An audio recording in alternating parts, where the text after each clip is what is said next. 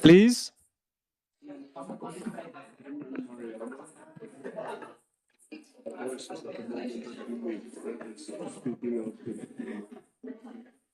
Hello, everyone.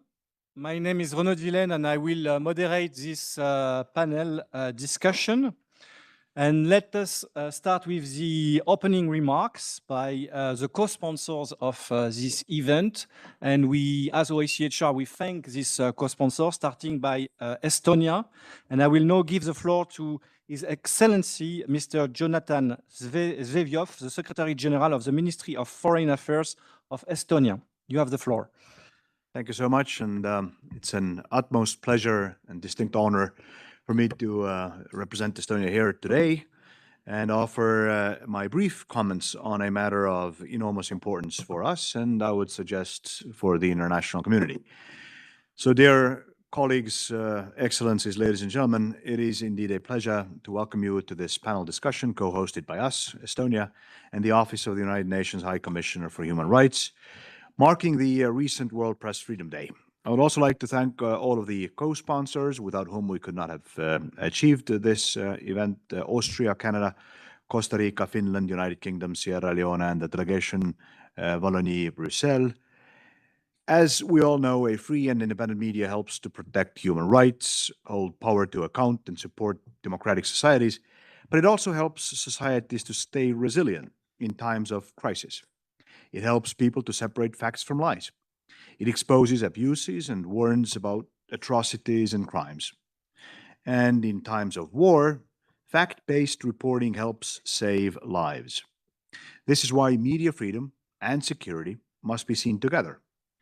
The link between media freedom and security is especially clear when we talk about transnational repression, the growing practice of states reaching across borders to threaten, silence, or punish critics, journalists, activists, and human rights defenders abroad. The Office of the High Commissioner of Human Rights issued its first guidance paper on transnational repression in June 2025. And the UN Special Rapporteur on Freedom of Opinion and Expression published a report on journalists in exile a year earlier to raise awareness and understanding of this threat, among others. For journalists in exile, this problem is very real. Many leave their countries because they are no longer safe at home. In this context, we will shortly hear an intervention by a journalist who had to leave Belarus, Mr. Jauhen Merkis. But crossing a border does not always bring safety. Too often, repressions follow. It can take the form of online harassment, digital surveillance, smear campaigns, or even threats against family members, legal pressure, or physical violence. This creates fear far beyond the borders of the state carrying out the repression. According to Freedom House, as of last year, at least 54 governments have tried to silence dissidents abroad, and the group of perpetrator governments has even expanded. Autocrats collaborating in Southeast Asia and in East Africa were responsible for a large part of incidents recorded during the year. We see this very clearly also, for example, in Russia's case. Russia's repressions do not stop at its own borders. Independent Russian journalists and media workers who have fled continue to face pressure abroad. Their relatives at home are threatened, they are labeled extremists or foreign agents. They are targeted with harassment and intimidation, meant to silence them, even in exile. And Russia is obviously not the only example. Other repressive regimes also use technology, proxies, intimidation, and pressure on families in particular, to reach across borders and suppress independent journalism. The methods may differ, but the goal is the same: to silence criticism and to export fear. And this must matter to all of us. If exile is no longer safe, then freedom of expression is weakened everywhere. If states can punish journalists beyond their own borders without consequences, then the international system itself has been weakened.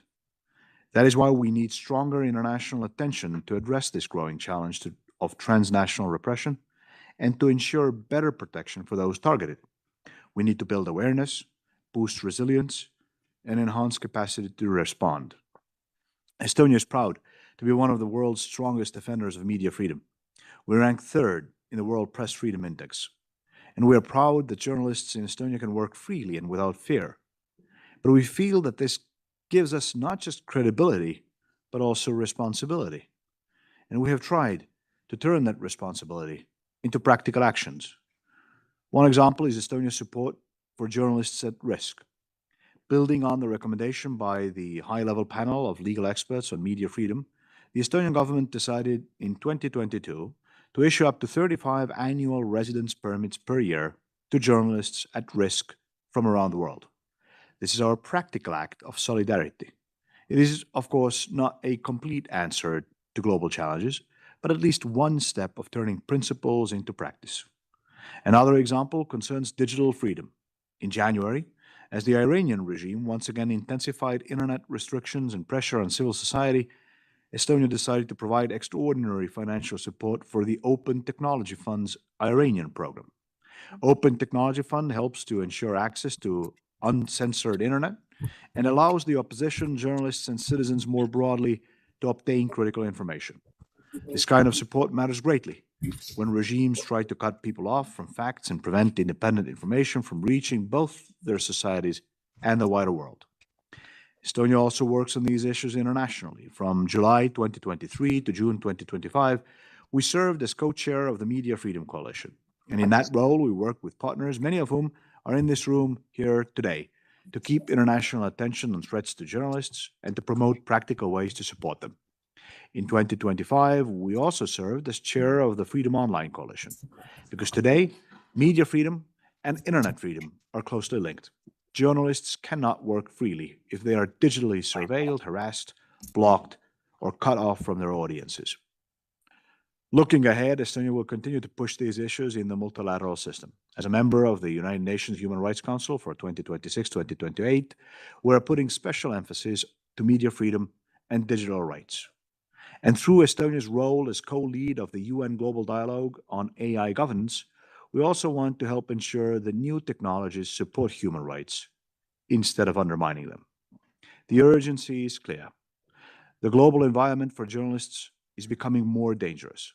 Journalists in conflict zones face extreme risks. And we are now seeing something deeply troubling. A vest-marked press once gave some protection, but now, in too many cases, it makes the wearer a target. This is a direct challenge to international humanitarian law, to accountability, and to the idea that the truth should be protected, not attacked. This year's World Press Freedom Day theme speaks about shaping a future at peace. But ladies and gentlemen, peace cannot be built on silence. Peace is built on truth, accountability, and trust. And that is why protecting journalists is not only about protecting individuals, it is about protecting the conditions for peace itself. So we need to do more, and today's discussion is an important step in that direction. I'd like to thank all the speakers and panelists for contributing their expertise to this timely conversation. Thank you, and looking forward to your interventions. Thank you very much, Excellency, for flagging this link between media freedom and security and the initiatives taken by Estonia. So now I give the floor to Ms. Peggy Hicks, the Director of the Thematic Engagement and Special Procedure Division at OHCHR. Thank you. It's a real pleasure to be here with all of you today for this event for World Press Freedom Day. I look around the room and I see really a friends group, countries that are committed, activists that are key to the work that's being done in this space, who will be our speakers, the Special Rapporteur on freedom of expression. We are all gravely concerned by what is happening in this space today. And I think we really want to pay tribute to those of you who co-organized this event, Estonia, with both the co-organization of the event, the sponsoring of the event, but also the ground leading examples of action in the space that the Secretary General has described, but also to Austria, Costa Rica, the Delegation of Wallonie-Brussels, the Kingdom of Belgium, Finland, Sierra Leone, and the United Kingdom, who have brought us all together to share what is happening in the space now, and I hope to really think about some of the concrete measures that are needed to actually improve the situation that we see in this space. As the High Commissioner reminded us in honor of World Press Freedom Day, a free press is the oxygen of a free and open society. Yet today that oxygen is being restricted. Media struggle to survive amid profound transformations of our communications ecosystem. Ownership structures and legal environments often weaken independence, while journalists and media workers face mounting risks, both offline and online. Many, as we've heard, are forced into exile for their safety. But exile, unfortunately, no longer gives them that safety they seek. Even beyond borders, journalists are being tracked, harassed, intimidated, and in some cases attacked. Of course, the term that we've coined for this phenomenon is transnational repression, but it means much more when we look at the individuals and people that are affected by it. As outlined by OHCHR in a briefer released last June, this term transnational repression refers to the ways in which states or their proxies reach across borders to deter, silence, and punish individuals abroad, including journalists, human rights defenders, and dissidents. Sometimes transnational repression is obvious and takes place through assassinations, attacks, abductions, or forced returns. But more often, it can be subtler and harder to spot. It can take the form of legal harassment, digital surveillance, financial pressure, or intimidation against families back home. Perpetrators often exploit misogyny and racism as tools of intimidation when targeting journalists across borders. These dynamics shape the form and intensity of the abuse, with women and journalists from indigenous, racialized, or minority backgrounds frequently subjected to gendered or racially charged attacks, including misogynistic harassment, sexualized smear campaigns, threats of sexual violence, and racist slurs or stereotypes deployed to undermine or professional credibility, silence these women journalists, and deter their continued reporting. The methods may differ, but the outcome for victims of transnational repression is the same: fear, isolation, and a feeling that nowhere is truly safe. This is not a marginal issue. It is a global phenomenon, and it is growing. Over the past decade, Freedom House has recorded more than 1,200 documented cases of transnational repression involving physical attacks across over 100 countries. Many of these cases have also been reflected in the findings of independent human rights mechanisms. And these figures, of course, capture only a fraction of the reality. Transnational repression is often framed as a security issue, but it's much more than that. It's a direct assault on human rights, attacking freedom of expression and undermining the very foundation of a free press.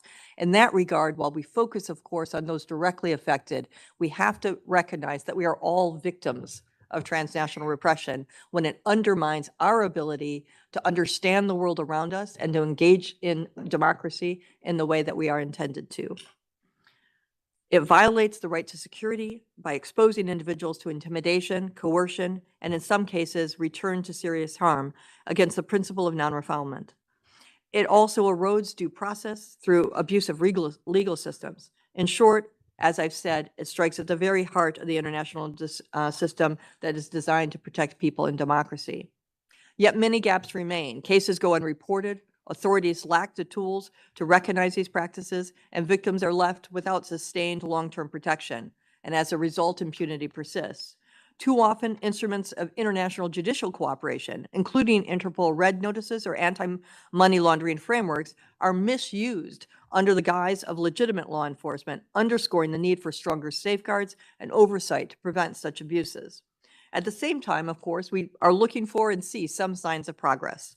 States have begun to acknowledge the scale of the issue, including through the 2023 Declaration of Principles to Combat Transnational Repression, the G7's explicit condemnation of such practices in 2025, and the European Union's Parliament resolution on the topic just last November. When the United Nations, the Human Rights Council, and special procedures have also stepped up to our efforts, including through recent reports on journalists in exile and resolutions on safety of journalists and civic space. Momentum, I hope, is building. Now we must translate that into protection. A meaningful response requires specific complementary measures. First, expanding awareness and coordination, bringing together law enforcement, intelligence agencies, foreign ministries, and civil society, and strengthening platforms to share information and good practices, including the training of border and law enforcement officials. Second, greater protection by states, in cooperation with civil society and international organizations. This includes not only emergency measures like travel documents, but also long-term measures that center on victims' needs, such as relocation and psychological support for them and their families. Third, stronger safeguards and accountability mechanisms are essential to prevent the misuse of international cooperation tools and to ensure that those responsible are held to account, including through appropriate foreign policy responses. There's a particular challenge in this regard that I wanted to raise as states implement the UN Cybercrime Convention, which is an area where particular care will be needed to ensure that expanded investigative powers and cross-border cooperation mechanisms are not misused to target journalists or become instruments of transnational repression. So the first practices in terms of implementing that cybercrime convention are going to be very important and need to be closely watched by those who care about this issue. Last but not least, stronger governance of digital tools and technologies is essential, particularly in relation to the import and export of spyware, alongside clear responsibilities for private actors in line with the UN guiding principles on business and human rights. And as the Secretary General has pointed out, the upcoming AI governance dialogue is a place where these issues will be discussed and should be highlighted. In this context, OHCHR ourselves are strengthening documentation, improving analysis, and supporting practical solutions, including better coordination and faster responses to urgent cases. Our response must be clear. Repression does not stop at borders, and neither can we. Every policy, be it related to law enforcement, migration, or digital governance, needs to treat transnational repression as a human rights violation that requires prevention, protection, and accountability. Thank you. Thank you very much, Peggy, for highlighting this human dimension of transnational repression and how it affects human rights, and as well as ways to tackle that issue. So let me turn now to His Excellency, Mr. Alexander Kmentt, the permanent representative of Austria to the United Nations Office and the specialized institution in Geneva. Austria is the pen holder of the resolutions adopted every 2 years by the Human Rights Council on the safety of journalists. You have the floor. Thank you so much. Good morning. Is it on? Yeah. Good morning to all. I would also say that it is a real pleasure for me to be here and to thank you very much to joining us here today to commemorate the World Press Freedom Day and to remind us that free media is the cornerstone of every democratic society. The safety of journalists and the freedom of media are key priorities for Austria, not only in our engagement here in Geneva, but also globally. And as was just mentioned, we are the lead of the resolution on the safety of journalists at the Human Rights Council. And we chair the Geneva group on the Friends for the Safety of Journalists. And I'm very pleased to see many members of this group here today. Dear colleagues, transnational repression is a lived reality for thousands of journalists who cannot escape the reach of those who seek to silence them. And while many journalists forced into exile choose to quit their work, those who continue to report remain an essential and an important source for free and independent reporting. But crossing borders is no longer a guarantee of safety for media professionals. We are witnessing an alarming rise in transnational repressions, attacks aimed both directly or indirectly at journalists and media workers, including enforced disappearances, prosecutions on fabricated charges, and killings. Recent findings by the Committee to Protect Journalists have shown that 2025 was the most dangerous year on record for journalists, with 129 media professionals being killed worldwide. And often family members too are harassed, threatened, or targeted as leverage. And of course, with one goal only: to push journalists into silence. But it doesn't stop there. The threat is compounded in the digital space. Journalists in exile rely heavily on online tools, yet the very same tools expose them to increased surveillance, hacking, smear campaign, and coordinated online violence. The anonymity of perpetrators online and the persistent impunity only embolden further attacks. women journalists in exile face distinct threats of sexual harassment, rape threats, doxing, and misogynistic campaigns designed to discredit them. In 2023, a study showed the most prevalent form was online harassment. About a fifth of those affected reported being attacked or abused in the real world in connection with violence they had experienced online. For those lacking legal status, vulnerability is even greater. And I want to state clearly, press freedom is inseparable from human rights. Without it, sustainable development stalls and peace becomes fragile. Journalists in exile continue to inform the public, often as the only independent voices reporting on countries and situations where freedom of expressions is severely restricted. And when those voices are silenced, entire societies can be left in the dark. So this demands a stronger response. States must fight impunity and provide meaningful protection in the form of legal pathways and accountability for cross-border abuses. Whether we call it transnational repression or extraterritorial targeting, it's a clear violation of international law and of our shared commitment to the safety of journalists. So I too look forward to today's discussion on how to protect those who speak truth to power across borders, to defend their rights and to protect their families, and to ensure that exile does not become another form of imprisonment. Thank you. Thank you very much, Ambassador, and thank you for highlighting the impunity that emboldens further violations when it comes to transnational repression. Let me now turn to the last speaker of this introductory remarks segment, Ms. Sharon Weinblum, the Delegate General of Wallonia-Brussels here in Geneva.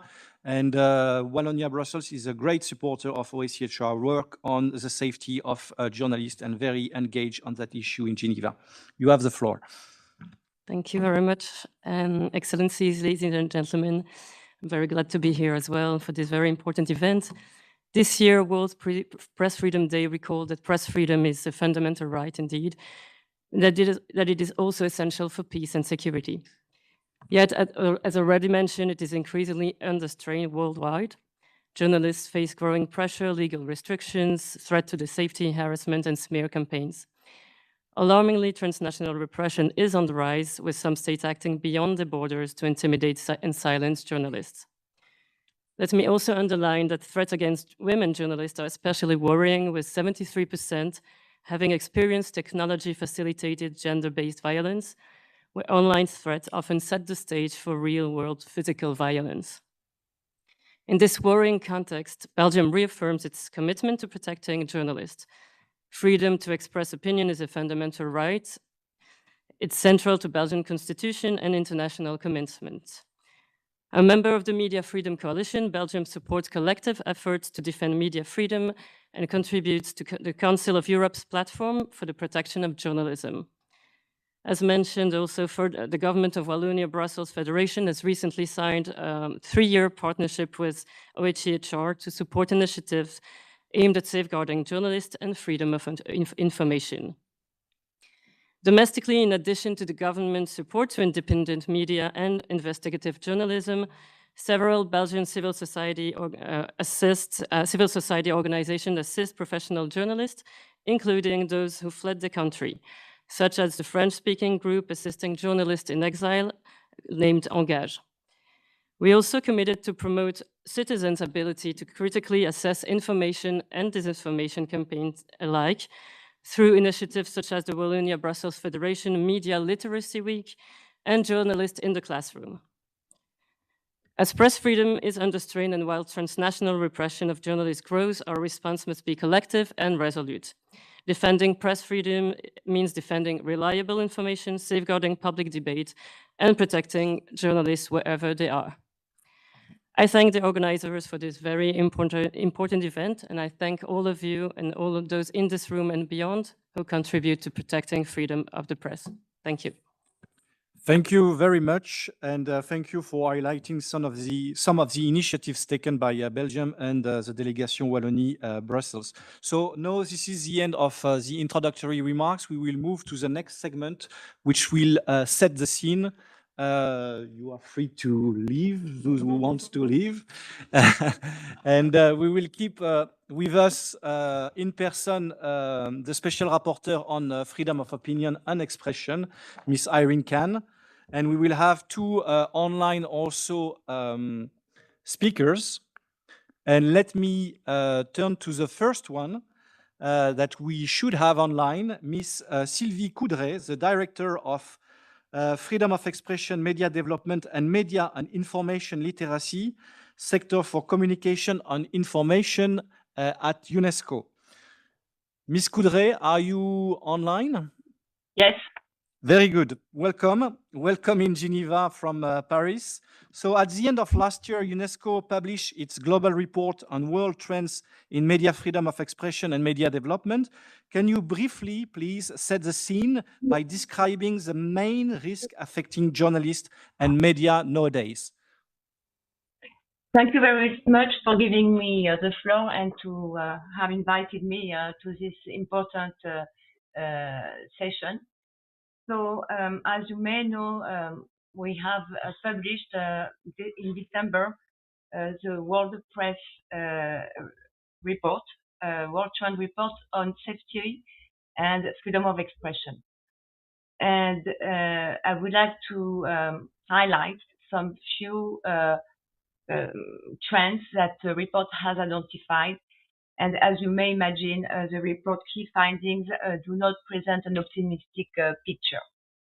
So first of all, and I think this is the main trend, press freedom has experienced its steepest decline since 2012, having dropped by 10% over the past 10 years, which is a decline historically seen in periods of major conflict. And when I say major conflict, I'm thinking of the World War II. The second trend is that during this same period, media self-censorship has risen sharply by 63%. So 5% per year, and the global figure is 63%.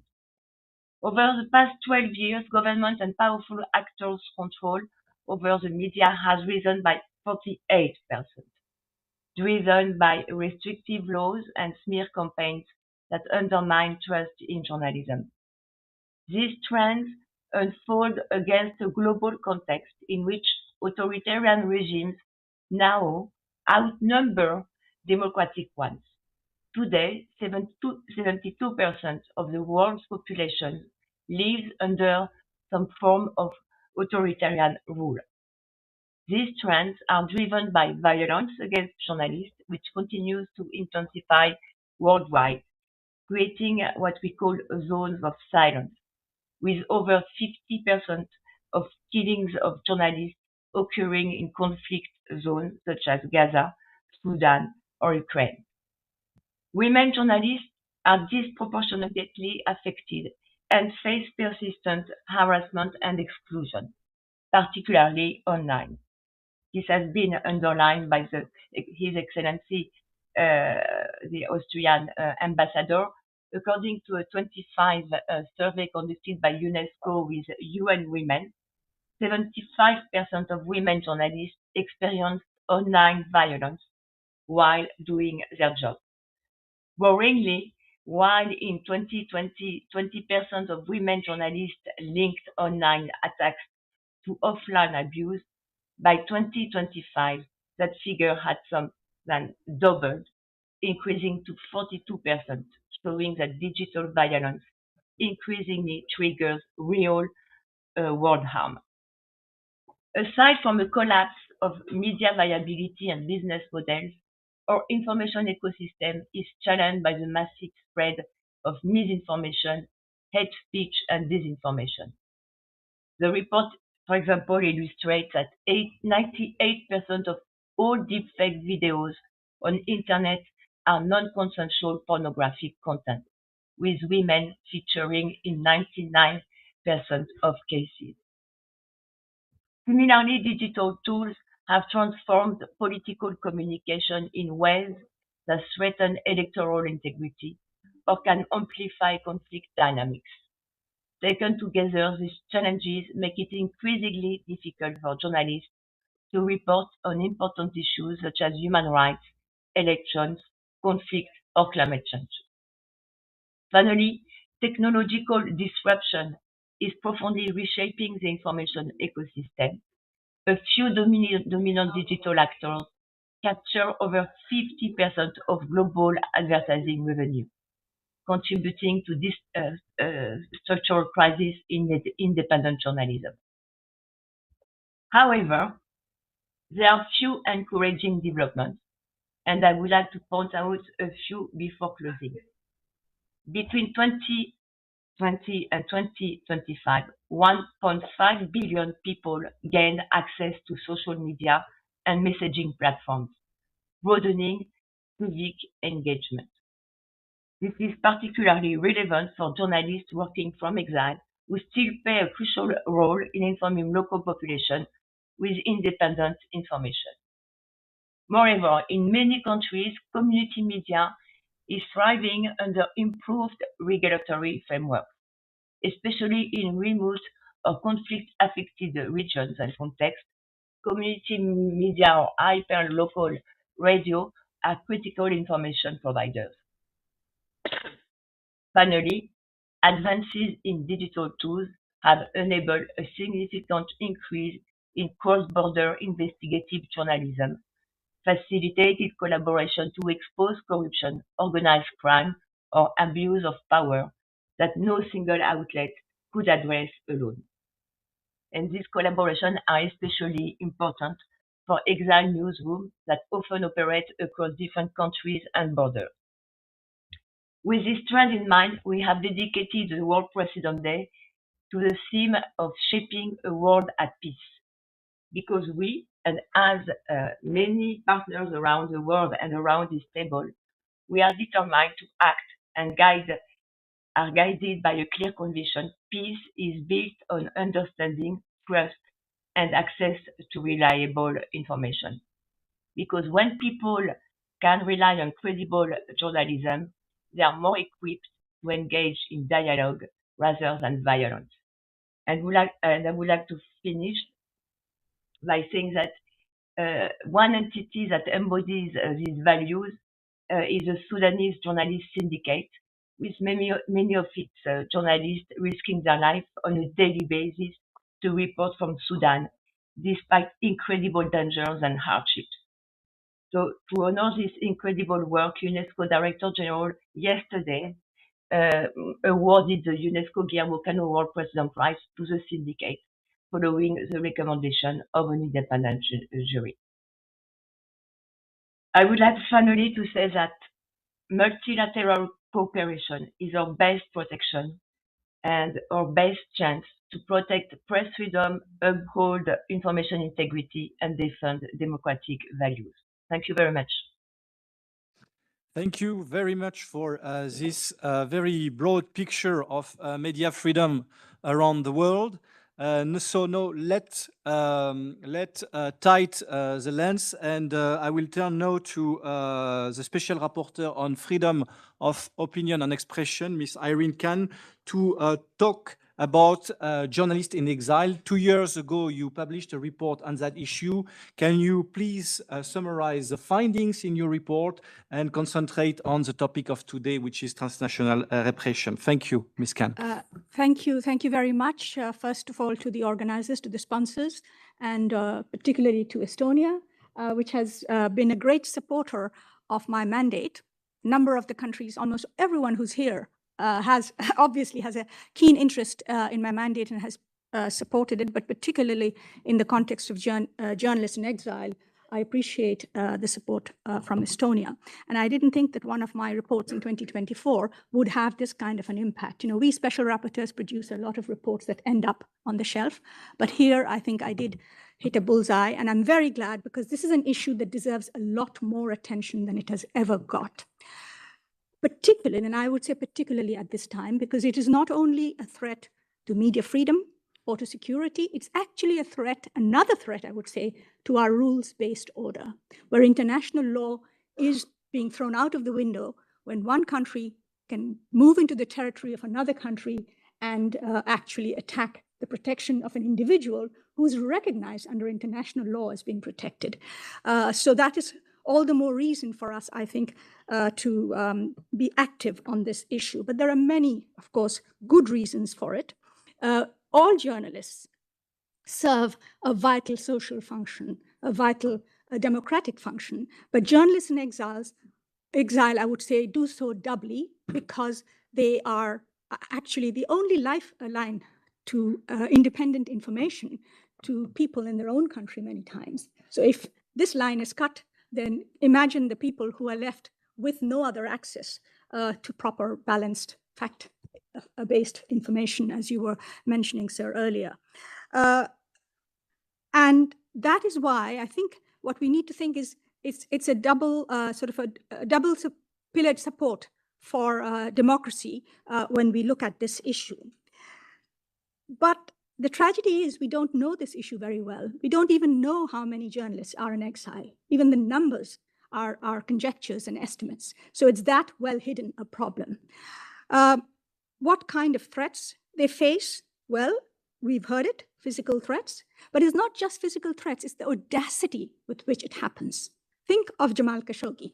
He's probably one of the best known journalists in exile, unfortunately, who actually lost his life through transnational repression.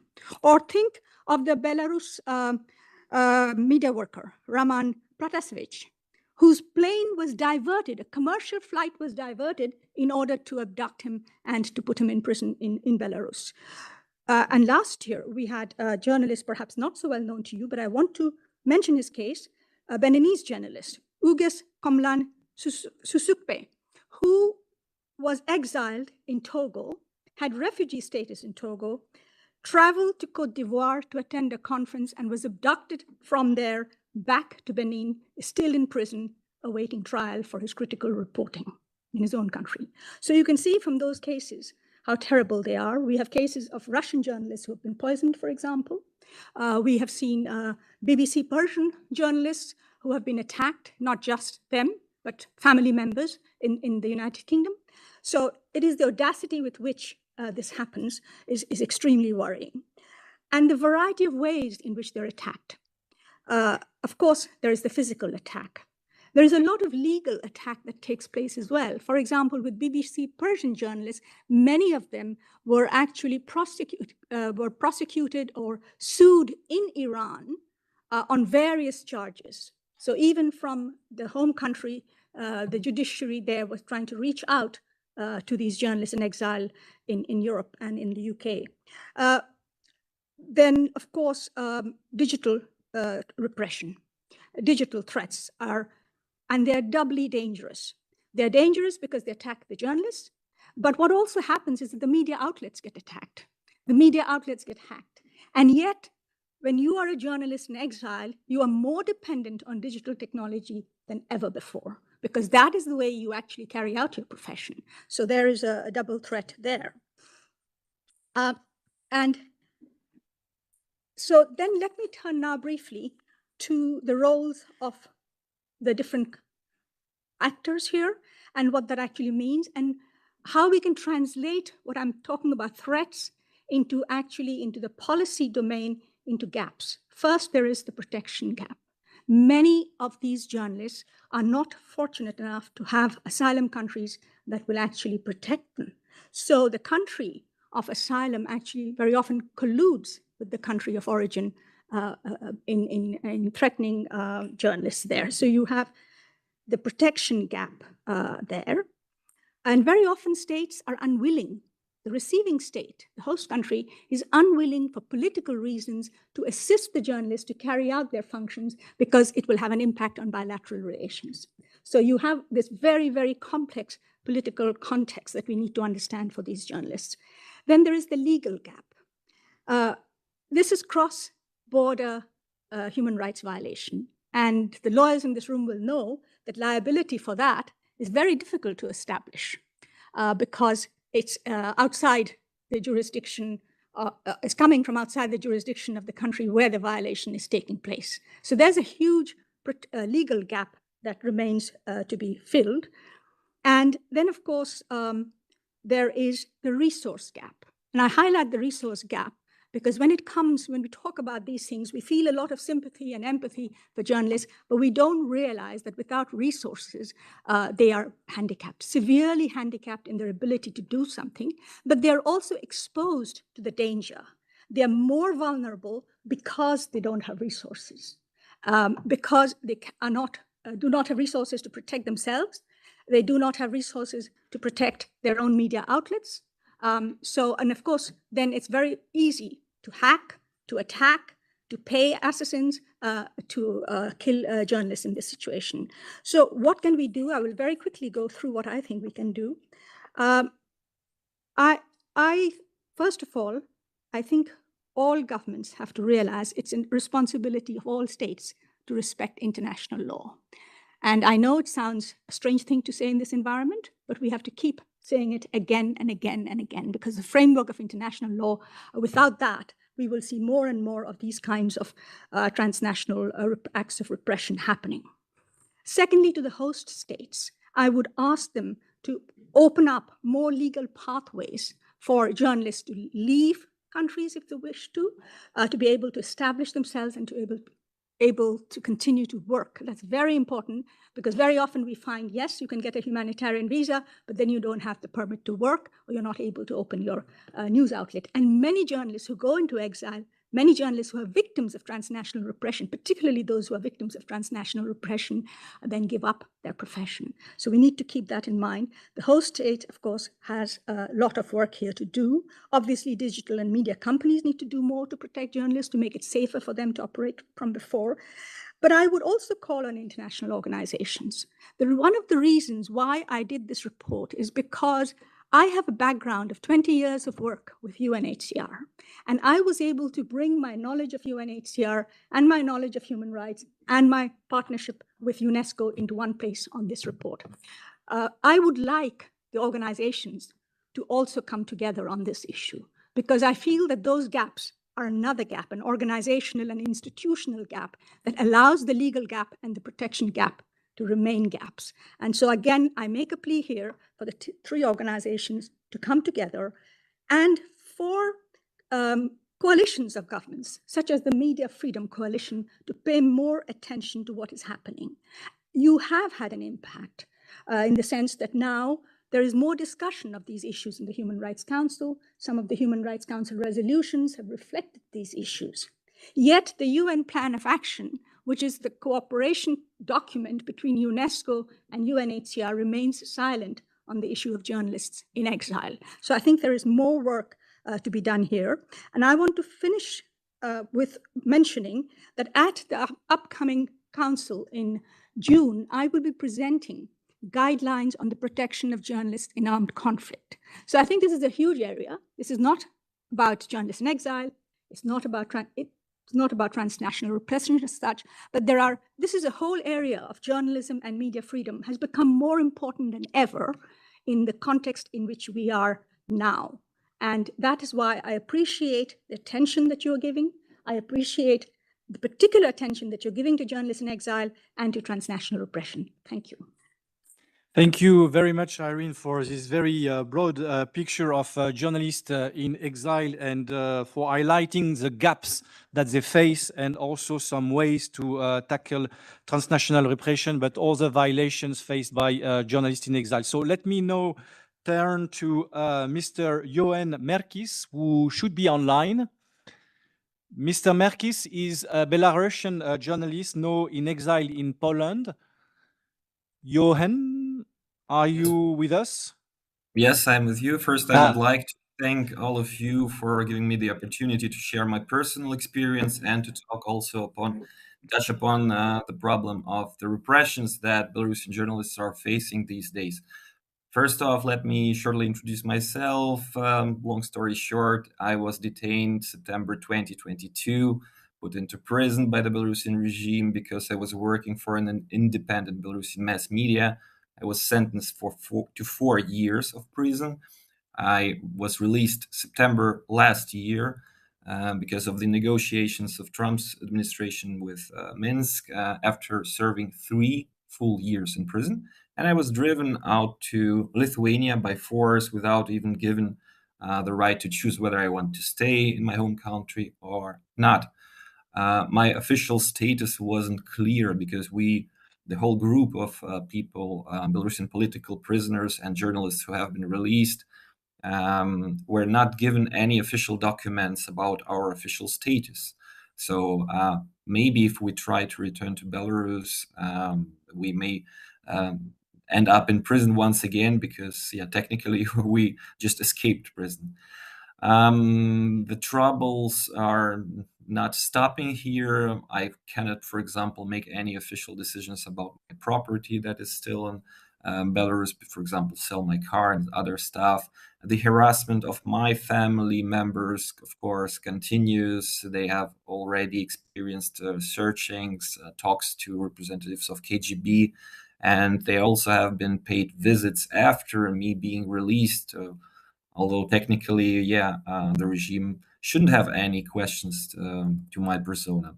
And now I'd like to talk a little bit on the transnational repressions exerted by my own country on journalists in exile.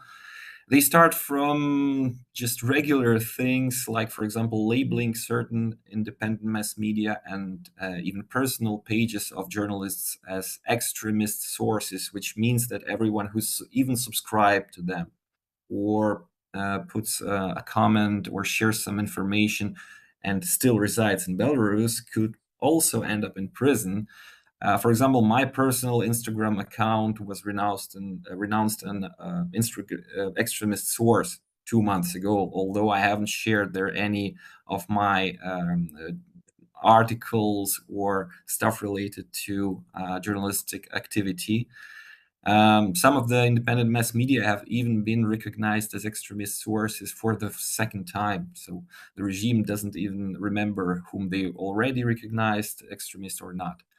Of course, the publication on state social media accounts continue, which aim usually is to defaming the person and to create different smear campaigns against independent journalists. Of course, there's also surveillance, attempts to hack your personal accounts, some of them even being pretty good and achieving the initial goals, like gaining access to your personal information and data. Of course, the independent journalists living in exile also face up with criminal charges and cases being opened against them. And as a result, sometimes they are sentenced to official terms. So if they will be captured or try to return to Belarus, they will go to prison, and they all are also fined, which means that since they don't have the possibility and of course the will to pay Lukashenko a big sum of money, the regime seizes their property like houses, cars and stuff like that. Of course, the pressure on relatives in Belarus continues, like from visits from the local police officers to searchings to those talks with KGB officers. One of the new ways of repressions happened, I guess, 2 weeks ago, passport revocation. Some people tried to check whether their Belarusian passports are still official documents or not, and they found out that the regime started to stopping their official status, so their passports are invalid, and that could lead, of course, to additional troubles, which journalists in exile are already facing with receiving documents in the countries where they're living and things like that. And of course, there is still this process of forced deportation of journalists after they have been released from prison. and they're still driven out to other countries. One of the latest releases was in March this year, and one of my colleagues, Ms. Katerina Andreeva, was, after serving 5 years in prison, was also driven out by force and now resides in Poland. Except these personal troubles, there are also, of course, professional ones, since everyone who shares information on any kind of content with an independent and extremist media in exile can end up in prison himself, which of course makes it much harder to work and continue what you're doing. So my final summary would be that Lukashenko's regime is pretty innovative and creative in oppressing the independent media, the civil society, and regular Belarusians. To counter that, we have to know what is going on and share the information about transnational repressions. Of course, it would be nice to support independent mass media and journalists in exile, and think about new ways of cooperation and solidarity. Thank you. Thank you very much for this very powerful testimony, which is very useful because it really put a human face on this transnational repression phenomenon, which is growing. So now we will move to the next segment. I'm going to take questions at the end. So the next question is really the panel discussion. So I will invite all the panelists to join me here.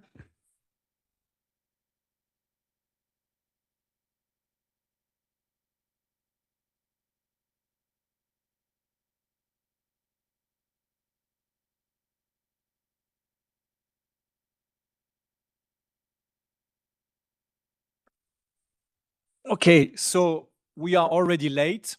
So I plan to ask to do 2 rounds of questions, but I think I will do only 1 question to each panelist. So you will have a bit more time, to respond to that question. So we have for this panel discussion very brilliant and experts. Starting by Professor Can Yegin-Su, who is the deputy chair of the high-level panel of legal experts on media freedoms. So I will give you first the floor because, Professor, you authored the high-level panel report on safe refuge and exile. So what are, according to you, the main threats affecting journalists in exile? A lot was already said, but to know more about the findings of the high-level panel will be very useful. And if you can also, it is the second question that I plan to ask you, summarize also the main recommendations by the high-level panel to tackle that issue. Thank you. Thank you very much indeed, and thank you to the Office of the High Commissioner and the various states for hosting this event at this important time. Most, if not all of you will know that the high-level panel of legal experts on media freedom is the independent advisory arm of the Media Freedom Coalition of States, and you've heard about the Media Freedom Coalition in the earlier remarks. And in 2019, which was the year that both the high-level panel and the Media Freedom Coalition were established, the coalition issued a first ministerial communique designating the issue of safe refuge as a priority for the Media Freedom Coalition. And that led to some work undertaken by the high-level panel in this area. And we've very much conceptualized it as a matter of safe refuge. And I'm going to explain why, rather than exile.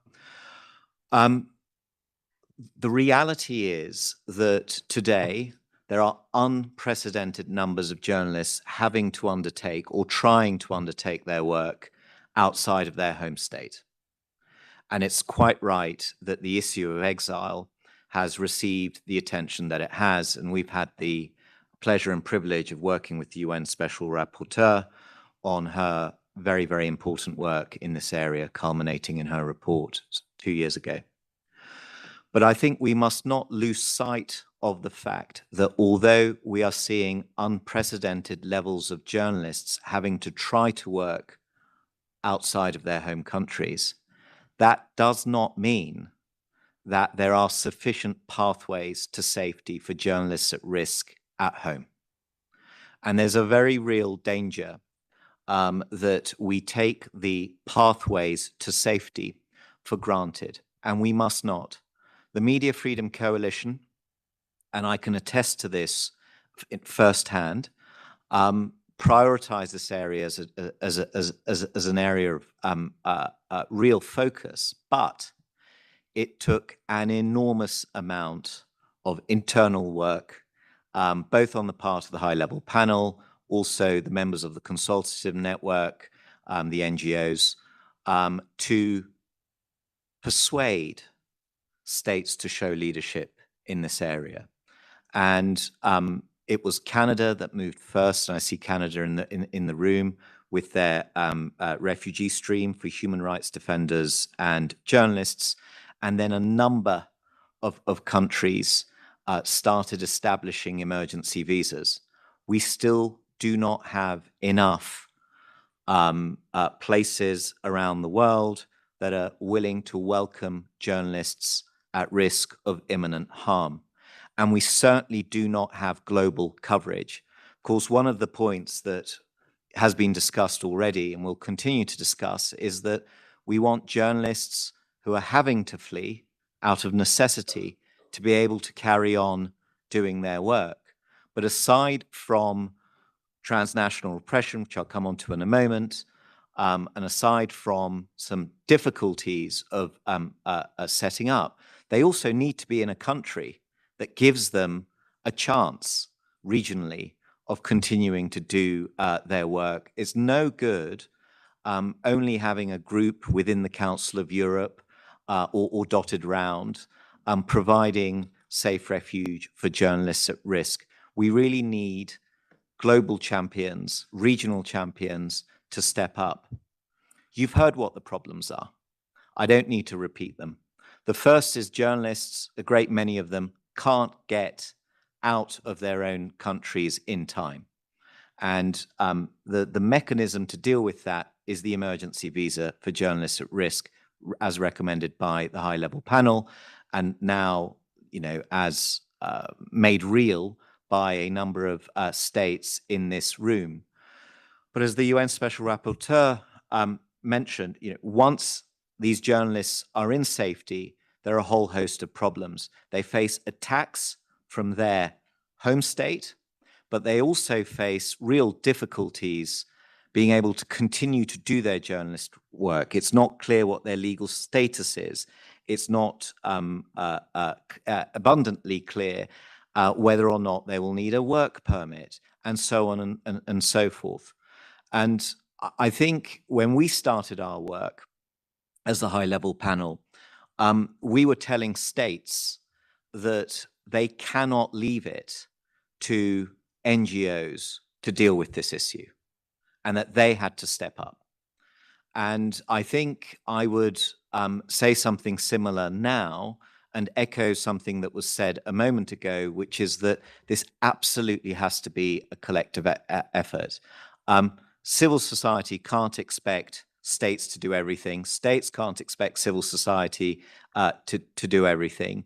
And I would absolutely endorse the view that international organizations also have to step up. That has informed the approach of the high-level panel. We went to civil society. We got endorsements for our recommendations, including our emergency visa. We went to states. We worked with states individually to create this visa, because every country is different. But we must not take for granted the countries that have been willing to act, and we must encourage countries that have not yet done anything on this issue to also step up and take off some of the burden. I think so far as the law is concerned, and I'll just conclude my remarks there, it's absolutely critical, and you see this in our report, which was published in 2020.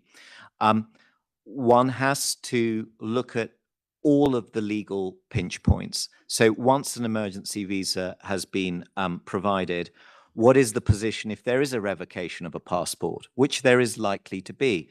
What is the position if there is an extradition demand made by the home state?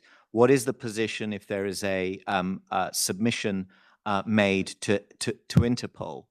And the answers, some of those answers lie in state responsibility in the host state, but actually some of them lie with NGOs, legal experts, representations to organizations such as Interpol. So I'll conclude by saying that the obligation is a shared obligation, and it is absolutely vital that states are working together as well as with their partners in media companies and the experts to which they have the benefit. Thank you. Thank you very much for highlighting the very responsibility of states when it comes to transnational repression, journalists in exile, and for highlighting also this very important concept of safe refuge, which goes beyond the provision of emergency visa. So now let me turn to Ms. Bente Priester, who is the Policy Advocacy Officer in Free Press Unlimited. So Free Press Unlimited, a Dutch organization, is very active in supporting journalists and media in exile. So based on your experience, what is your assessment of the situation of journalists and media in exile? And can you tell us more what Free Press Unlimited does to support journalists in exile? And beyond, what is the role of civil society? You have. Sorry. Thank you very much. Thank you. Thank you very much, first of all, for all being there, because many speakers already spoke about the large-scale deterioration of press freedom around the world. And with the rise in conflicts and the rise in autocracies, I think this problem is only going to grow larger in the years to come, unfortunately. So I think it's very timely that we come together today. As FIDEM also stated in their latest report, the most common tactic used by autocratic governments is media censorship. So I think it's vital that we address this problem. So since its founding in 2011, Free Press Unlimited has been supporting media outlets in exile, those that have been forced to leave their countries, as well as outlets that has been established in exile. And as a special rapporteur also mentioned, in exile, journalists fulfill an incredibly important role because they are often the only ones that can provide reliable and verified information about what is happening within the largely closed borders of their countries. They're operating from a very repressive context. And this is exactly the reason that Free Press Unlimited works with these media outlets and these individual journalists to make sure that they can continue to provide reliable and independent and fact-based information. So we do this in multiple ways. One is that we support outlets themselves, but we also work with individual journalists and media workers through our Reporters Response program. This is an emergency response fund that provides assistance to journalists and outlets in distress with the goal to enable them to continue their work as quickly as possible. We provide critical support, safety advice, relocation services, digital safety training, psychosocial support, and family support. So we have quite a broad mandate. So speaking about the situation of media in exile, I think transnational repression is obviously one big part of that reality, but there's also challenges emerging from being in exile in itself and from the host country. So I'll add a little bit to what the previous speakers have said to paint a complete picture of their realities on the ground. Also, with bearing in mind that the goal here is that they continue to provide that role of access to independent information. So it's important to address just not TNR, but also the other realities. So I think the first already mentioned is the extreme cases of physical violence against journalists, ranging from illegal arrests, kidnappings, to outright killings. But safety threats also exist within the host country. Journalists in exile are part of the refugee community, and they can face similar risks as the regular refugee community, such as police intimidation and xenophobic attacks. A second one is the legal domain. Professor Jikunso already shared a little bit about that, but we see that journalists in exile are also increasingly being targeted with legal intimidation, worst case scenario with slaps, strategic lawsuits against public participation, also aimed at silencing their voice. And that adds on to the legal reality that they find themselves when some journalists are undocumented, they cannot access medical aid or housing because they don't have a valid legal status. This is also where an avenue for safe refuge is so important. Then thirdly, the psychological burdens of going into exile are significant. Many journalists feel isolated. Some experience survivor's guilt or remorse of having left when others and loved ones are staying behind. And that also turns to one of the most common and very subtle intimidation strategies that we often see, is the targeting and harassment of journalists, families, and loved ones back home. This tactic not only causes fear, but also leads to self-censorship. Then the digital arena. So exiled media and journalists are strong users of social media. They're very often reliant upon the platforms to distribute their content, to bypass government censorship. And for many exiled media and journalists, this is the only way they can reach their audience back home. As was already shared, digital threats are part of the transnational repression playbook. And not surprisingly, big tech does not play a favorable role.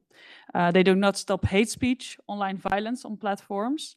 And we see that authoritarian governments are misusing the complaint mechanisms on social media platforms to target accounts of individual journalists and media outlets, to have them blocked or taken down completely. It can take a very, very long time to get those accounts back running. And oftentimes this means that journalists cannot reach their audience. And then finally, the financial sustainability. This is also a persistent challenge for independent media in exile. The special rapporteur already spoke about the resource gap.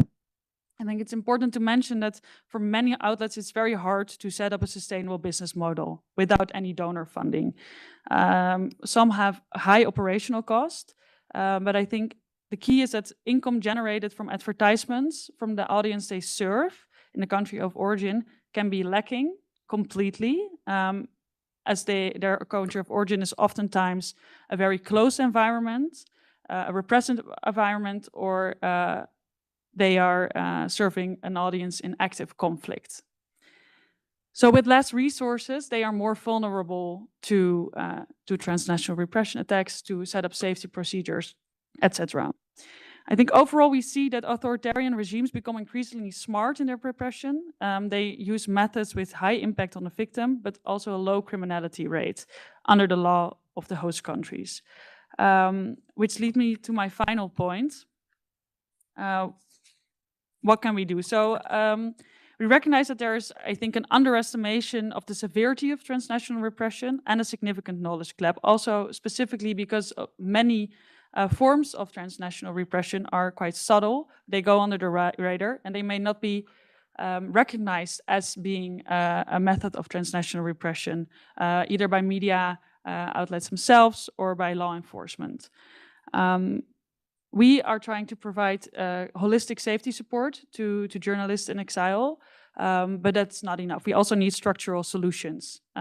So one of the key things also shared by Professor Yaginzo is a path to safe refuge, and a solution when journalists in exile find themselves in legal limbo. And then one final point I'd like to make is the role of big tech in this. We have advocated for a long time for escalation channels to be established at big tech platforms, social media platforms, an easy, accessible human point of contact for journalists that they can reach out to when they experience online hate, intimidation, and have a point of contact when their accounts are taken down. Thank you. Thank you very much, Bente, for highlighting especially the legal harassment through slaps of journalists in exile, the importance of this financial sustainability when journalists are in exile, and also at the end, the responsibility of big tech companies when journalists in exile are harassed online. So now let me turn to Grażyna Baranowska, who should be online, actually. Yes, I'm online. Good day. Yes. So, Grazina, you are the vice chairperson of the United Nations Working Group on Unforced and Involuntary Disappearances. So, the working group in September last year published a note outlining the scope of a future joint statement that you plan to do with the Committee on Unforced Disappearance. And the statement will be actually on unforced disappearance in the context of transnational repression. So how did you come to the decision to plan to do such a statement with the committee? Have you witnessed an increase of unforced disappearance affecting journalists in exile? And what are the next steps? When do you plan exactly to publish your joint statement? And what outcome do you expect? Thank you very much to the organizers and to all the other panelists today for the great discussion. We are working on the context of transnational repression and enforced disappearances.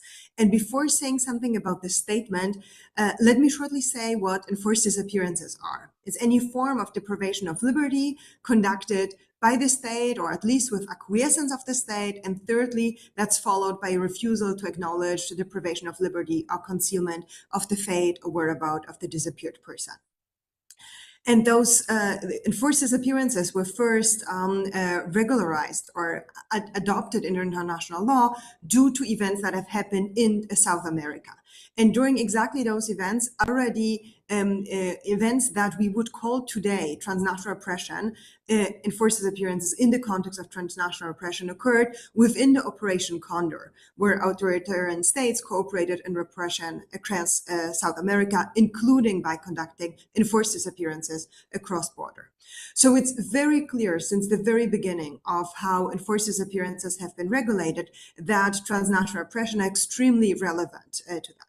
Whether there is indeed an increase in number is really hard to say, as what we get is only the tip of the iceberg. So we cannot report all cases. What we can say is that we have an increase in cases that are reported to us. So this is definitely a reason also to address that issue and to adopt a statement. As you have mentioned, we are working together on the statement with the Committee on Enforced Disappearances. And by using the experience of both bodies, we can rely first on the experience of the committee, working on the convention for the last 15 years, and in particular, working on state reporting procedures. So this allows the committee to have an in-depth assessment of the state, of each state that has ratified the convention and its law. We can also rely on the experience of the working group that has also experience with working with states that are not that have not ratified the convention. And as you can imagine, those are the states that are often the main perpetrators of transnational repressions. And we can also bring in the experience of working with disappearances conducted by non-state actors. And they also, as we have learned, may be involved in transnational repression, an aspect that is yet very much underreported and underexplored, and that will require also more attention. And based on that experience and on the inputs that Silke Vos-Kek will mention after me a bit more, we can see a number of trends. So firstly, we see that transnational enforced disappearances as a form of transnational repression very often covers human rights defenders, including journalists. It has, as we have seen in particular over the last 5 years, increasingly also addressed families of human rights defenders and journalists. So not the activists themselves, but their closest families, often their parents or their children that are disappeared back to their home countries in order to put pressure on the human rights defenders. We have also seen very often that it occurs with regard to refugees, either people that have already the refugee status or that are in the process of application. It even occurs in the context of specific areas and places where refugees should be protected. And we have been informed of enforced disappearances specifically from those areas. And sometimes once they are disappeared from another place, the people reappear in arbitrary detention in their countries. And as you can imagine, they have not the right to a fair trial. They are often tortured and victims of other violations as well. Sometimes, however, they never reappear. So we do know they have been disappeared from a particular context, but we do not know what has further happened to them. And the families do not know, even for years, whether they have been brought back, whether they're in some form of prison or not. What we see, and that's a very strong trend that we have seen throughout the years, starting from Operation Condor going until today, is that there's regions that there's a strong cooperation on enforced disappearances and transnational repression. So it shows that enforced disappearances are often possible only when the states cooperate with each other. So that might make it also different to some other forms of transnational repression, as it is very likely that the state hosting the person that got disappeared has been in some form of cooperation with the state that conducted the enforced disappearance. The statement that we are currently working on, we are planning to adopt it this September. Based on that, we will then conduct, of course, also outreach efforts, but also think about how we can best use that statement in the regular work of the committee and the working group. And as a final remark, I just wanted to join the call for safe refuge that has been mentioned a couple of times. And I want to mention that when we think about enforced disappearances, and we want to think seriously about enforced disappearances within transnational repression, it requires to question whether the journalists are protected in the country that they went to when they left their own country. So are they actually safe from being disappeared from this particular country, especially if it's in the region of the country that is conducting transnational repression, where they're fled from? And if they are not protected, then other countries around the world should step in and provide additional protection and not feel just comfortable with them having left their own country when they're still in a country where enforced disappearance, when they're of a threat of being victims of being forcibly disappeared. Thank you. Thank you very much for this powerful statement, also highlighting that enforced disappearance as a form of transnational repression does not only affect journalists, but also their families in countries of origin. Thank you also for the information you provided about the statement and how you want to use this joint statement with the committee. We are really looking forward reading that statement. So now I will turn also online to Ms. Silke Vos-Kieck, who is a scientific associate in the Deutsches Institut für Menschenrechte, the National Human Rights Institution in Germany. So Silke, are you online? I am. Hello, everybody. Very good. Thank you for joining this discussion. So in March this year, the Institute published a report on transnational repression. What is your assessment of this phenomenon? And maybe most importantly, what role can a national human rights institution play when it comes to transnational repression? Thank you. Thank you, Renaud. I will try to be as short as possible. National human rights institutions, from our perspective, can be a valuable bridge between civil society and state institutions in many contexts, including in transnational repression. We see that in our current project that we are conducting, which is based on research and aimed at advising the government on behalf of and in close contact with civil society, which in this case means victims of transnational repression. In this project, we aim to identify how a non-governmental contact point for those affected should be structured and what criteria it must meet to provide or facilitate the best possible support and advice. And of course, this goes to all victims of transnational repression, not only to journalists, but of course they are a very particular part of our work. This is led by the well-known fact that those affected often have no opportunity or means of contacting a trustworthy contact point to receive advice and support. In most countries, the first point of contact is the police, which is not an option for those who had traumatic experiences in their country of origin with the police or other state or official institutions. Within our project, we are also conducting a situation analysis as part of this project. This will include interviews with victims and NGOs supporting victims, and it will also include research on background discussions with representatives of authorities involved in cases such as ministries, police, intelligence service, etc.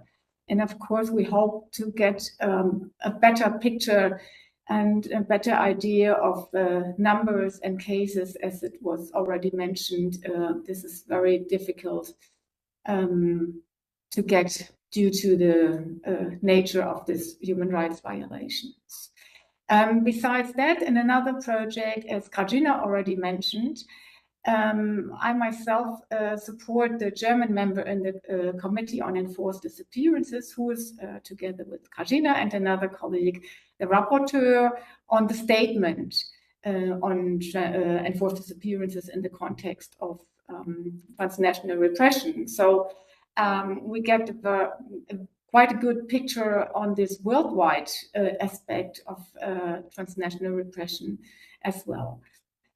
So from our work on the situation in Germany, as well as the worldwide perspective, we see that the phenomenon of TNR is growing, that it is dynamic in terms of methods, countries, and that repressive regimes learn quickly from another.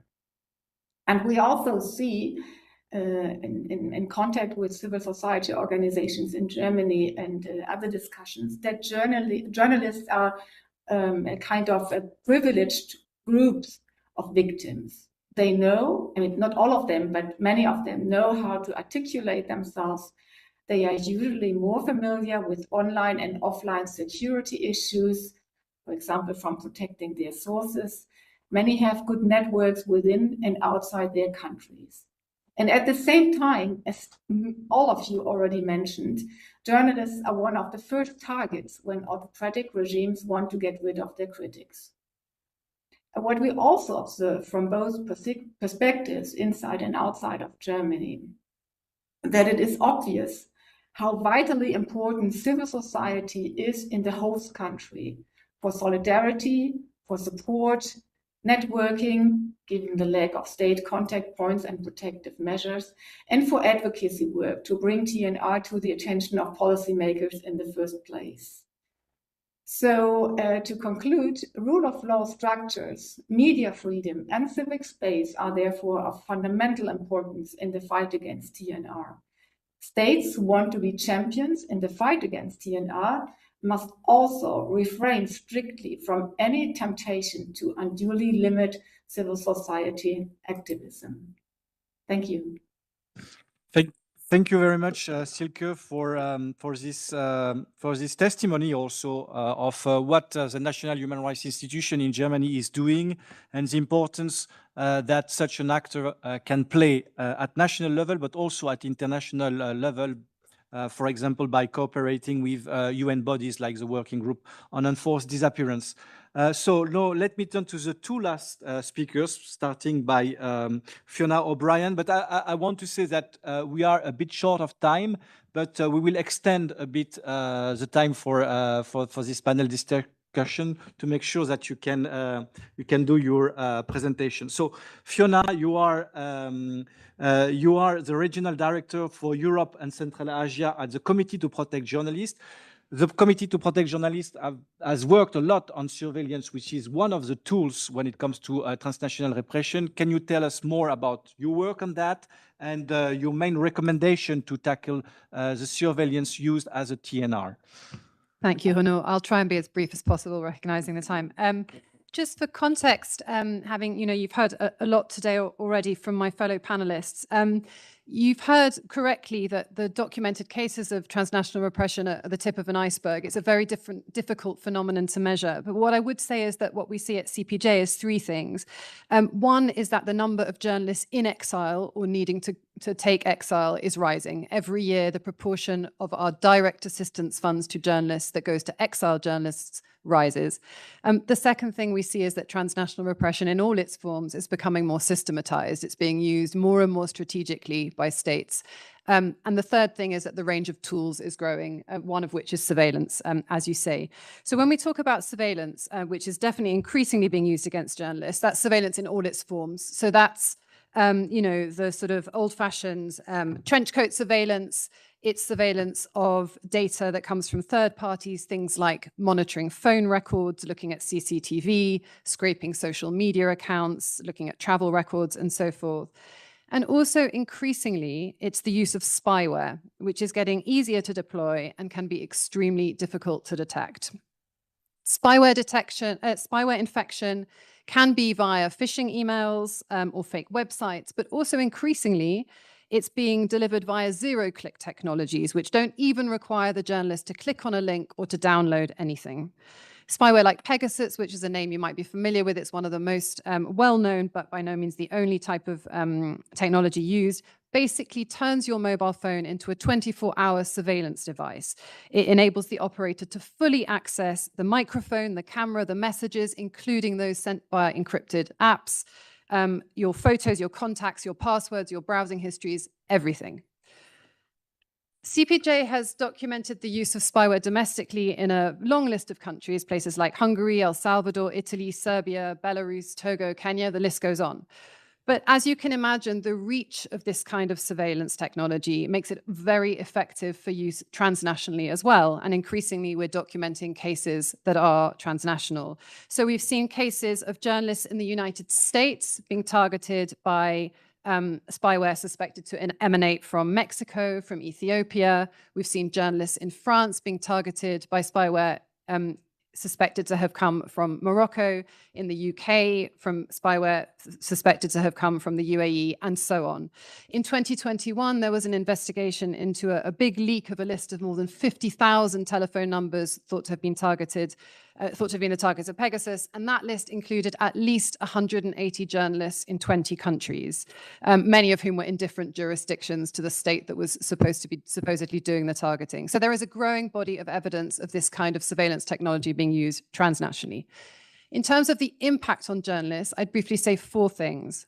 The first is that surveillance makes it harder for journalists to work in the way that they need to. Protecting sources and maintaining privacy is essential for the kind of journalism that holds power to account and upholds free societies, and that becomes impossible if journalists are being surveilled. Two, even just the fear of surveillance leads to self-censorship, putting at risk press freedom entirely. And crucially, that chill factor, as we describe it, doesn't just extend to journalists and their colleagues, it extends to sources as well. People are much less willing to speak to journalists if they fear that that journalist is being surveilled. So it really puts the journalist's ability to do investigations and hold powerful to account at risk. Third, surveillance increases the risk of physical harms. All of these tools are used in interlinked methods and relate to each other. We had a case very recently, by way of illustration, of a Belarusian journalist who was in exile in Poland, who seems not just to have been surveilled by the state, but subsequently to have been doxed, which means that his address and whereabouts were shared on state media, clearly increasing the risk of direct harm to him. So these things are often interlinked. And fourth, but by no means the least, there's real psychological harm to journalists subjected to surveillance. These technologies are inherently extremely difficult to detect, and journalists often find out only years later that they were subject of surveillance. The editor of Russian exile media Meduza, a very brave journalist called Galina Yemchenko, whose phone was infected by Pegasus when she was in Germany, told us when she found out that she felt sickened and likened it to one of those horrible nightmares where you dream that you're naked in the street. And that's an image that several journalists subject to surveillance have used when describing it to us. In addition, and you've heard this touched upon, journalists tell us how scared they are for their families too, and not without reason. The Guardian reported that around the time that Washington Post journalist Jamal Khashoggi was killed in 2018, phones belonging to his associates and family were also targeted. So surveillance often extends well beyond the journalists themselves and causes a wide range of harms. Briefly, in terms of state responses, The responsibility cannot be on journalists. At CPJ, we, provide digital safety guards and tailored training and try and prepare journalists and support them when they have been targeted. But the responsibility is on states in terms of spyware and surveillance to put in place the necessary safeguards. That starts by states recognizing that surveillance of journalists is a direct attack on press freedom. We recommend, therefore, that states adopt and enforce legislation to do 3 things: bar the use of spyware to surveil journalists and media outlets, bar the export or transfer of surveillance technology and expertise to governments with poor press freedom records, and that includes via third parties, and bar states from buying or licensing the export of surveillance technology from companies that sell to governments with poor press freedom records. We also recommend that all states establish independent oversight of state-supported use of spyware and hacking tools, and crucially, ensure accountability and remedy in documented cases of abuse against the media. I'll stop there because of time. Thank you, and this is very rich, and thank you for highlighting that surveillance is really a mix of technologies, and it always goes also with other form of harassments. It's not a form of TNR alone. So now let me turn to the last speaker, Joanna Swimanska, the head of programs and strategy for Europe at Article 19. So we see that transnational repression takes also the form of human rights violation online. Article 19 has focused its works on this. So can you tell us more about this online dimension of transnational repression and the project that you are developing around that as Article 19? Thank you. Thank you. What we are increasingly seeing is that the digital dimension of transnational repression is becoming central. And for journalists in exile, this is particularly significant because the online space is not just an additional layer of risk for them. It is the primary environment in which they work, communicate, and operate professionally. And at Article 19, we observe that online transnational repression operates through a combination of mutually reinforcing tactics. First, there is what we could call platform-based repression. Journalists and media outlets are targeted through coordinated mass reporting campaigns, often orchestrated by state-linked actors or their proxies. And this can lead and often leads to account suspensions, content removal, or reduced visibility.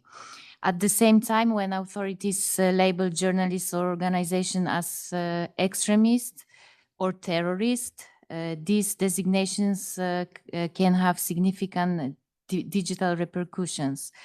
They shape how content is perceived and engaged with, and may also interact with platform moderation dynamics, which, as we know, are not always transparent.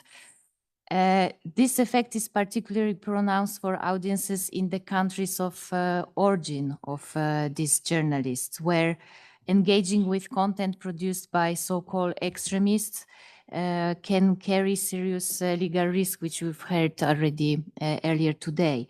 People may face fines or even criminal charges simply for liking, sharing, or following such content. As a result, audiences may stop interacting, even if they continue to consume information passively. This creates a form of distance between journalists in exile and the very publics they are trying to reach. So while journalists may technically remain online, they become increasingly disconnected from their audiences, a form of de facto silencing. Second, we see a growing number of targeted cyber attacks and surveillance. Phishing remains the dominant tactic, but it has become also increasingly sophisticated, often taking place through messaging applications that are considered safe, such as Signal, Telegram, or WhatsApp. Once an account is compromised, attackers gain access not only to personal communications, but to entire professional networks, including colleagues, partners, and sources. Third, there is a strong dimension of reputational and information attacks. Journalists in exile are frequently subjected to smear campaigns, impersonation, and disinformation efforts that portray them as foreign agents, extremists, or security threats. The aim is to undermine their credibility, to erode trust, and isolate them from their audiences. While attribution remains complex, our research consistently points to the involvement of state-linked actors when it comes to such digital attacks. These actors often use tactics that may look like ordinary cybercrime, making attribution even more difficult. What is important to emphasize is that these are not random or opportunistic acts. They are systematic, cross-border, and politically motivated. The impact on journalists is profound and extends far beyond the digital sphere.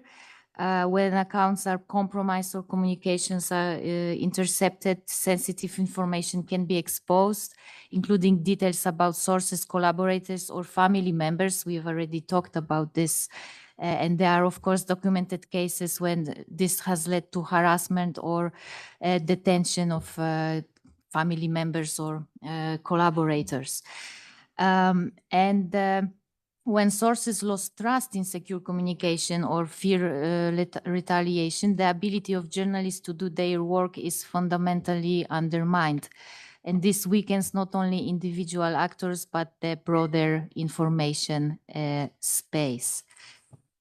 And this is why addressing the online dimension of transnational repression is not a niche or technical issue. It goes to the core of media freedom, the protection of sources, and ultimately the ability of journalists in exile to continue their work safely and effectively. Thank you very much for also giving us a broad picture of all those forms of online harassment, violence that affect journalists through transnational repression. So this, with this, we come to an end with this panel discussion. I would like to mention two things. First, two states asked for the floor already, Finland and Canada. They are both co-sponsors of this event, because it seems that we forgot to mention Canada as one of the co-sponsors. And the second thing is to thank the Délégation Wallonie-Brussels, which will offer a light lunch at the end of this event. And it's going to be served outside the room. So I will first give the floor to Finland. Thank you. Excellencies, ladies and gentlemen. First, let me thank the organizers and all the speakers in this very timely and important discussion. Finland, as co-chair of the Media Freedom Coalition with the UK, shares the deep concern about the increasing acts of transnational repression directed at journalists and media workers. This trend poses a significant threat not only to journalists, media workers and their families, as we have heard, but also to the fundamental principles of democracy, good governance and human rights. I wish to raise two more particular points on technology and on women. In the Human Rights Council, we have witnessed that the introduction of new technologies has increasing impacts on many fundamental human rights. Digital technologies can be used for good, but unfortunately, they have also given many governments new tools that are misused to control, silence, and punish journalists. As we've learned during this discussion, these tactics include digital attacks via malware, online harassment, smear campaigns, and disinformation. But furthermore, women journalists and media workers are disproportionately targeted by degrading, misogynistic, and sexually violent intimidation and harassment. Let me end by stressing that the Media Freedom Coalition continues to call governments to meet their obligations under international human rights law, to seize and counter transnational repression and to protect journalists and media workers against human rights violation, violations and abuses all over the world. Thank you. Thank you very much, and thank you for highlighting the work done by your country, but also by the Media Freedom Coalition on that. So now I will give the floor to Canada, and I will also take the United Kingdom, another co-sponsor of this event.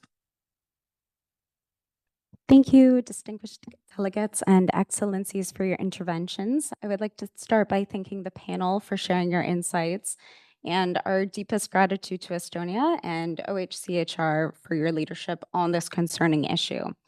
Canada was happy to support this event and appreciated your interventions on the need to turn stated priorities into responsibilities and action. Canada has been no stranger to the impacts of rising transnational repression. Over the years, we have observed increased repression of journalists in different contexts with great concern. Unfortunately, exile is no longer a guarantee of safety, so we very much appreciate the insights and recommendations outlined in this event. I wanted to zero on just one more key concern expressed here to get the views of the panel on what potential avenues that you might recommend to deter the misuse of such processes, including Interpol's red notices, and to help us reinforce the principle of non-refoulement. Thank you. Thank you, Canada. And now I will give the floor to the United Kingdom. Thank you very much. I'm also going to try to be very brief, as I realise you're over time, but I just wanted to come in as has just been mentioned, the UK has joined Finland in the role of co-chair of the Media Freedom Coalition. And in that capacity, particularly, I wanted to thank all of you panellists and to the OHCHR and to Estonia for convening the event today. In our capacity as having newly arrived in the Media Freedom Coalition, or in the role of co-chair, we wanted to underline that we are determined to work with Finland and all of our partners to support and defend strong independent journalism around the world. And we're doing this because it's clear to us that in an increasingly dangerous and turbulent world, holding power to account is more important than ever, and that journalists particularly play a vital role in this. And we've heard today about some of the themes and trends, particularly in relation to transnational repression, which I think we would agree from our own experience is on the increase, and the fact that exile is no longer, sadly, becoming a place of refuge. The Media Freedom Coalition, as some of you will know, was created precisely to respond to some of these threats, like transnational repression, to turn our shared concern into coordinated and practical action. That includes safer pathways for relocation, emergency support for journalists at risk, and stronger accountability for those responsible for attacks beyond borders. I also wanted to underline how, in our view, addressing transnational repression requires states to work together by definition. And so the UN mechanisms, some of which we've heard from today, civil society and journalists themselves, all have a role in engaging with international structures and institutions and states to address these threats. And I suppose in that way, I want this to be a bit of a call to action to all of us who operate here in Geneva in whatever capacity to engage with the UN mechanisms, with the UN processes, to try and bring this issue even further up the agenda. And the next session of the Human Rights Council may be one of those. The UK stands ready to work with our partners through the Media Freedom Coalition and beyond to ensure that exile does not become another tool of repression. Thank you again for organising this excellent event.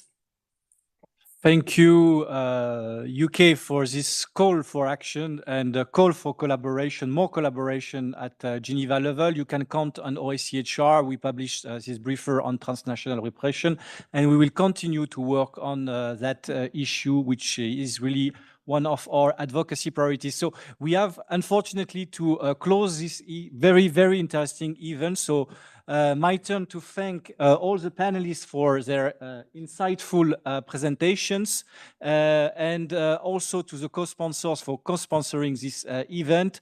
For sure, we will continue to discuss this and work on this together. Thank you.